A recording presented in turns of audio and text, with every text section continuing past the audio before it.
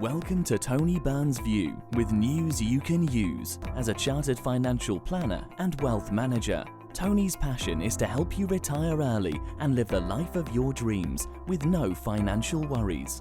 Now to today's episode. Tax-efficient investments for higher-rate taxpayers. There are many tax-efficient investments for higher-rate taxpayers, but not all of them are suitable for all investors. This is because some of the most tax-efficient investments are higher risk and above most people's appetite for investment risk. Nonetheless, such investments are suitable for investors who understand the potential risks and rewards of such tax-efficient investments and where it meets their needs and objectives. There are 5 tax-efficient investments for higher-rate taxpayers I will cover in this podcast. Enterprise Investment Scheme, or EIS. EIS investments are investments in unquoted smaller company shares. They are considered high risk because such shares are not listed on a recognised stock exchange. They are illiquid, they are small businesses, usually startups, and they may have to be owned for a long time before they either raise capital through a stock market listing, get sold, or raise money from a venture capital company. Whilst technically they could, in theory, be sold after 3 years, in practice you may need to own the shares for 7 to 8 years on average before you receive the total disposal proceeds. The tax advantages of EIS are numerous and generous. 30% income tax relief on investment. EIS tax relief can be carried back 1 tax year. The maximum investment is £1 million unless it is a so-called knowledge-intensive EIS, in which case the maximum investment is £2 million. Income tax loss relief, if applicable, is available on exit. Free of inheritance tax, in other words IHT, after 2 years. Free of capital gains tax on sale. Potential to defer capital gains from other sources by reinvesting the gains into an EIS investment. Some companies offer a portfolio of EIS investments which reduces the risk. You only receive tax relief once the company starts trading and it is approved by HMRC, at which point you will receive EIS qualifying certificates from HMRC known as EIS 5 forms, which you or your accountant needs to send to HMRC to make your claim for income tax relief. There will typically be delays of around 9 months in claiming EIS tax relief. Seed EIS or SEIS. SEIS is even higher risk than EIS. The maximum you may invest is £100,000 in a tax year. You can claim up to 50% income tax relief. Your investment grows tax-free. You can claim up to a maximum of 50% capital gains tax reinvestment relief. Free of inheritance tax after 2 years.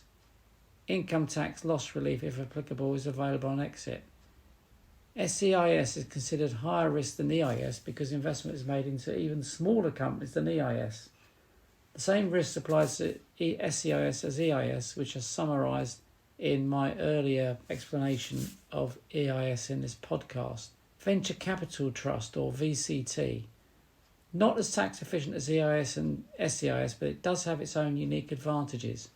A maximum of £200,000 may be invested into a VCT annually. Investment minimum term of 5 years. 30% income tax relief on investment.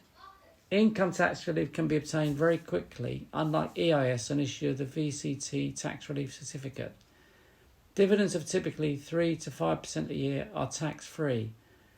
A VCT is a fund which invests in a diversified spread of smaller companies, which makes it lower risk than EIS or SEIS, which are usually single company investments.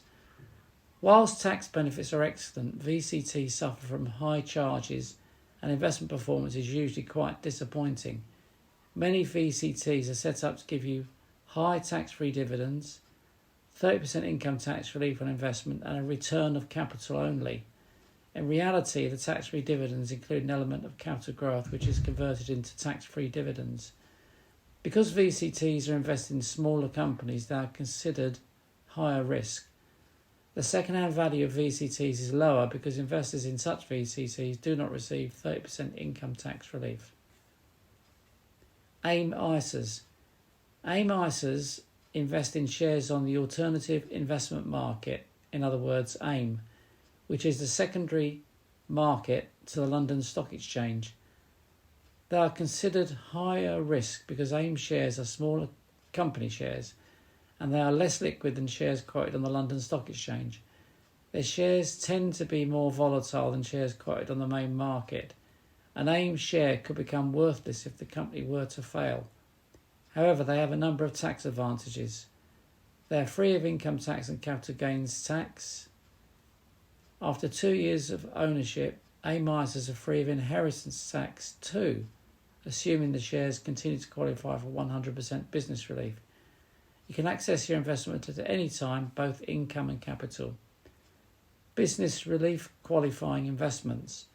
There are many investments that qualify for 100% business relief against IHT. All of the tax-efficient investments covered in this podcast potentially qualify, apart from VCTs. One of the most popular business relief qualifying investments is the so-called ITS, or Inheritance Tax Service, which is offered by a number of companies. You should read my blog regarding the Puma Heritage Estate Planning Service scheme, which I wrote about last year. It can be found on the Wealth and Tax website under How to Save Inheritance Tax When Your Life Expectancy is Low. Whilst it is technically a higher risk investment, in practice the risk is relatively low. None of the investments described in this podcast are covered by the Financial Services Compensation Scheme, FSCS, which is worth up to £85,000 per provider group. This is another reason why they are described as high risk. So to summarise, there are a number of tax-efficient investments for higher rate taxpayers which are undoubtedly higher risk, but offer potentially high returns together with great tax efficiency. As ever, it is important to get professional advice before you consider investing in any of these investments. Remember to not let the tax tail wag the investment dog. You know it makes sense.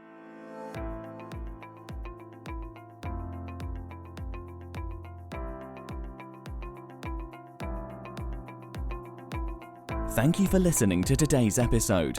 If you enjoyed it, don't forget to share it with your friends and family.